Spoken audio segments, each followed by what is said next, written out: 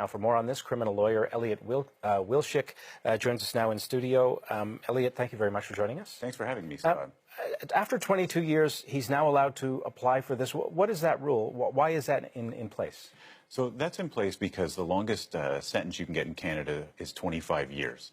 So essentially, before there was an amendment where there's something called the faint hope clause. He's not applying under that, but he was eligible to get parole for a little while. He's now eligible to get parole, despite the fact that he's a dangerous offender, and it's his right to try and do so.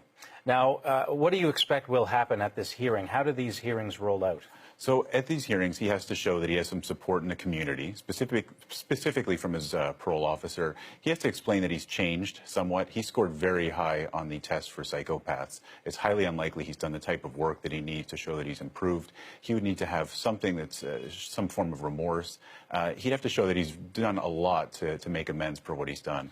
Would he have contacts in the community after spending so long in prison, or would he be representing himself, perhaps? He could get a lawyer.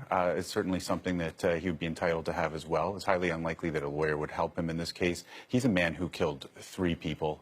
He's a rapist. He's sexually assaulted countless women, and violently, too. I mean, it's highly unlikely he's going to get out. You know, a lot of Canadians out there who followed that case and the trial, it was horrific, the detail was just unbelievable, would say, why is this happening? Why do we get to this point? It's certainly his right to apply for parole. It seems I think, in my opinion, what he's just trying to do is remind everybody that he's in custody and that he exists. There's very little chance he's going to get out. And in fact, he is terrorizing the family, and the parole board will take that into consideration in terms of assessing whether or not he is a risk to the public. At a hearing for day parole, does he make any comments to whoever's at the hearing? And what about the families of the victims?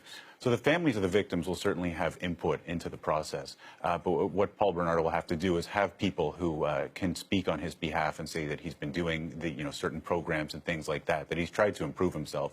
It's very difficult to find the support of a parole officer when you've committed crimes like Mr. Benarardo has, because they want to know that if he does go out in the community that he's not likely to reoffend. So I doubt he's going to find the support that he needs to be successful. Dangerous offender status. A lot of people would be under the impression that, this cuts him off from any sort of avenues.